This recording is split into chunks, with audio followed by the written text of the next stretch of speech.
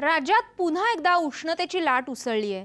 त्याच वेळी मान्सूननं अंदमानच्या समुद्रापर्यंत झेप घेतल्याचं गेल्या 2 दिवसात वृत्त आल्यानं काहीसं समाधानकारक वातावरण तयार झालंय। आज आपण ज्येष्ठ कृषी हवामान तज्ज्ञ डॉक्टर रामचंद्र साबळे यांच्याकडून येत्या 4 ते 5 दिवसात राज्यातलं हवामान कसं राहील याविषयी सविस्तर माहिती जाणून घेऊया।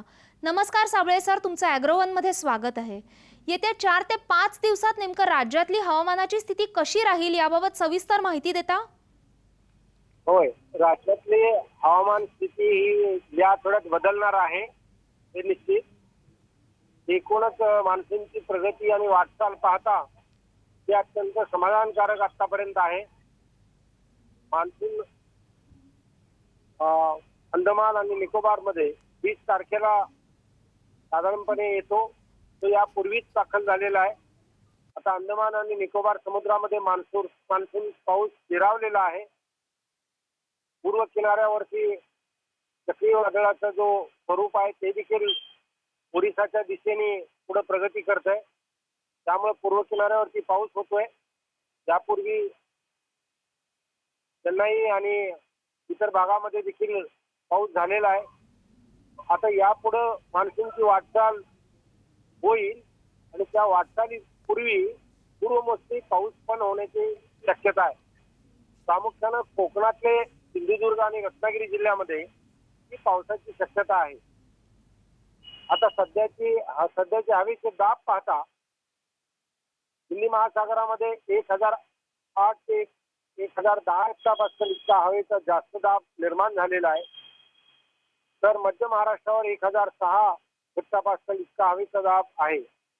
उत्तर भारतामध्ये हवेचे दाब कमी झालेले आहेत। एकूण मान्सूनचा जो रस्ता आहे, ज्याला आपण मान्सून पाथ म्हणतो किंवा विंड पाथ म्हणतो, तो आता व्यवस्थित तयार झालेला आहे। त्यामुळे मान्सूनची प्रगती आजपर्यंत तरी अत्यंत समाधानकारक आहे। या काही पुढील काळामध्ये कोकणात विशेषतः तुरळक ठिकाणी पूर्वमोसमी पावसाची शक्यता आहे। उर्वरित महाराष्ट्रात हवामान कोरडं राहण्याची शक्यता आहे या आठवड्यामध्ये, अशी साधारणपणे स्थिती राहील। तापमानाच्या बाबतीत जर विचार केला तर तापमान आणखी 1 किंवा 2 दिवसच अधिक राहील, त्यानंतर तापमान कमी होत जाणार आहे। मान्सूनचे वारे ज्या प्रकारे बाष्प घेऊन येत आहेत, ते बाष्प मोठ्या प्रमाणात भारतीय भूखंडाकडे देखील लोटलं जाणार आहे। त्यातून तापमान कमी होणं शक्य आहे भविष्य काळामध्ये। त्याचप्रमाणे सूर्याचं जे भ्रमण आहे ते उत्तर गोलार्धामध्ये होत आहे। गेल्या काही दिवसामध्ये सूर्याचं उत्तर गोलार्धाकडे भ्रमण होत असताना सूर्याचे किरण आपल्या महाराष्ट्रावरील विदर्भ आणि मराठवाडा आणि इतर काही पश्चिम महाराष्ट्राच्या भागावर सरळ रेषेत येत होते, त्यामुळे आपल्याला तापमान वाढल्याचं सर्व जाणवलं। त्याचप्रमाणे काही उष्ण वारे वायव्येकडून देखील उष्ण वारे येत होते, त्यामुळे तापमान वाढलेलं होतं। हे तापमान घटायला सुरुवात होईल, कमी व्हायला सुरुवात होईल आणि मान्सूनची चाहूल, आगमनाची चाहूल सर्वांना जाणवेल। त्यावेळेला तापमानातला फरक कमी व्हायला लागेल, तापमान कमी व्हायला लागेल, कमाल तापमान कमी व्हायला लागेल, किमान तापमान कमी व्हायला सुरुवात होईल आणि मग मान्सूनची चाहूल, मान्सून येतोय ही चाहूल पहिल्यांदा चाहूल लागेल। ते मान्सून वेगाने प्रगती करेल असं माझा तरी अंदाज आहे। बरोबर आहे सर, बरोबर आहे। पण जसं आपल्याला माहिती आहे की शेतकरी दुष्काळानं त्रस्त आहे एकीकडे, आणि तुम्ही आता सांगितल्याप्रमाणे मान्सून पण समाधानकारक असणार आहे। अशात शेतकऱ्यांसाठी हे अगदी दिलासादायक आहे। अशात तुम्ही शेतकऱ्यांना काय सल्ला द्याल? शेतकऱ्यांनी आता पाऊस वेळेवर किंवा वेळेपूर्वी दाखल होणार आहे हे मी पहिल्यापासून सांगतोय, त्याप्रमाणे शेतकऱ्यांनी आपली तयारी शेतावरची करणं फार गरजेचं आहे।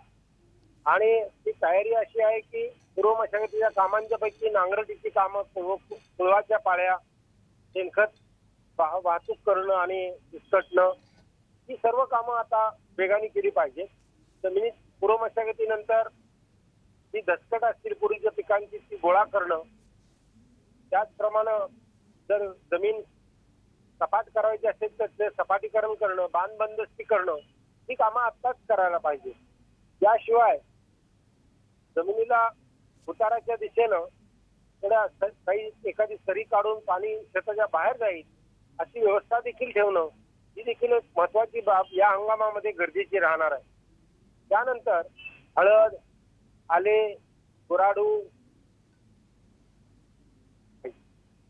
बागायत क्षेत्रामध्ये कपाशीची लागवड देखील मे महिन्यामध्ये काही ठिकाणी केली जाते. हळदीची लागवड आता उरकणं गरजेचं आहे, आल्याची लागवड उरकणं गरजेचं आहे. ऊसाच्या बाबतीत या पुढे जो पाऊस होईल त्याच्यावरती ऊसाच्या पिकाचं देखील आता जे पाणी कमी पडतंय त्याला देखील संरक्षण मिळेल आणि काही वेळेला हरसालीची लागवड देखील वाढू शकेल महाराष्ट्रामध्ये, असं वातावरण राहील. धन्यवाद सर, तुम्ही दिलेल्या या सविस्तर माहितीबद्दल.